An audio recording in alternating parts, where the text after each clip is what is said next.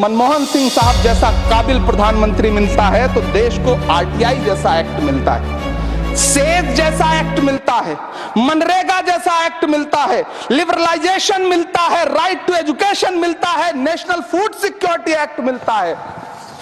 लेकिन जब देश को सौगातें मोदी मिलती है तो क्या मिलता है? सीए मिलता है, फॉर्म्स लॉ मिलता है, आर्टिकल 370 मिलता है, इलेक्टोरल बॉन्ड जैसा एक्ट मिलता है और वक्फ अमेंडमेंट एक्ट जैसे बिल देश को मिलते हैं।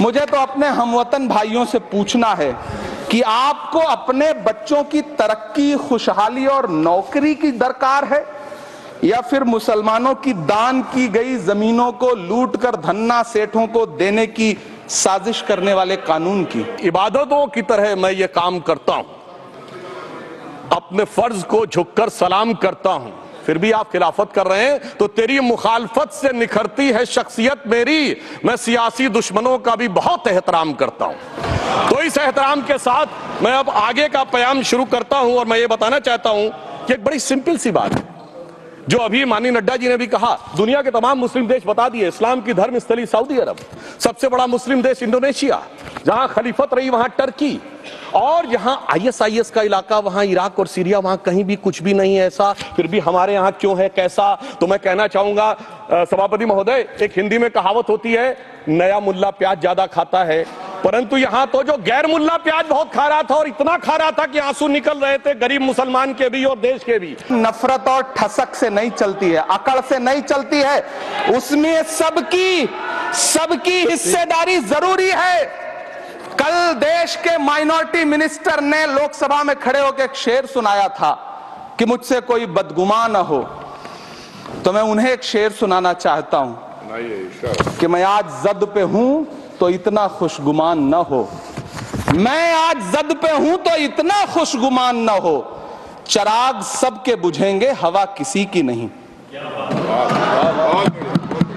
नीतीश कुमार जी हो, चंद्रबाबू नायडू जी हो, चिराग पासवान जी हो, जयंत चौधरी जी हो, देवे गौड़ा जी हो, जीतन राम मांझी जी हो, सबको समझना पड़ेगा कि जब जंगल में आग लगती है तो न वो बरगद बचते हैं जो हवा को आंधी में तब्दील करते हैं, न वो बांस बचते हैं जो आपसी रगड़ से चिंगारी पैदा करते हैं। हमने ईमानदारी से मुस्लिम समाज के कल्याण के लिए बात की है, क्योंकि एक तरफ खड़ा हुआ है ईमानदार मुसलमान जो शराफत के साथ ईमान को गले से लगाए हुए है, और दूसरी तरफ कुछ चंद सरमाएदार हैं जो उस अमानत में खयानत करके शरारत के साथ उसके झंडा बरदार बनना चाहते हैं। तो यह मुकाबला किसके बीच में है? यह शराफत अली और शरारत खान के बीच में मुकाबला है। हमारी सरकार शराफत अली के साथ खड़ी है, हमारी गरीब मुस्लिम के साथ खड़ी है। ये गरीबों गुर्बत वाले गुर्बत अली और सरमाएदारे वाले गाजी खान के बीच का इलाका है। ताकत में है, संख्या बल के आधार पर बिल हो सकता है आप पास करा ले, लेकिन आपको यह बात समझनी पड़ेगी कि हम तो वो तारीख हैं, जहनों में रहना है जिसे, कागजी पुर्जे नहीं जो फाड़ डाले जाएंगे।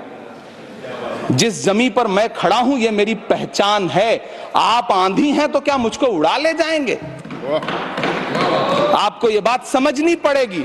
आपको अगर इतना विपक्ष की तरफ से पहले जेपीसी में इतने सारे पॉइंट्स आए और उसके बाद कल से लोकसभा में और राज्यसभा में सुझाव आप सुनने को तैयार नहीं है, लोगों की शंका को दूर करने के बारे में आप बिल्कुल सोच नहीं रहे, बस आप कह रहे हैं यह बिल उम्मीद की नई किरण है। नहीं साहब, इसे भले किरण जी लेके आए हैं लेकिन ये उम्मीद की नहीं बल्कि नाउम्मीदी की किरण है। सरकार ने नाम दिया है इसको, उम्मीद नाम दिया है, और ये उम्मीद है किसके लिए? उस ईमानदार मुसलमान के लिए और देश के हर खासो आम के लिए ये उम्मीद है। मगर सभापति महोदय, कुछ लोग वो हैं जो उम्मा का ख्वाब पाले हुए थे। उम्मा शायद हमारे बहुत से लोग समझते हो ना समझते हो, पूरी एक एंटायर जो इस्लामिक खलीफत और राज होता है उसको उम्मा कहते हैं। उम्मीद वालों को तो उम्मीद की नई रोशनी दिख रही है, उम्मा वालों की उम्मीद पे पानी फिर रहा है।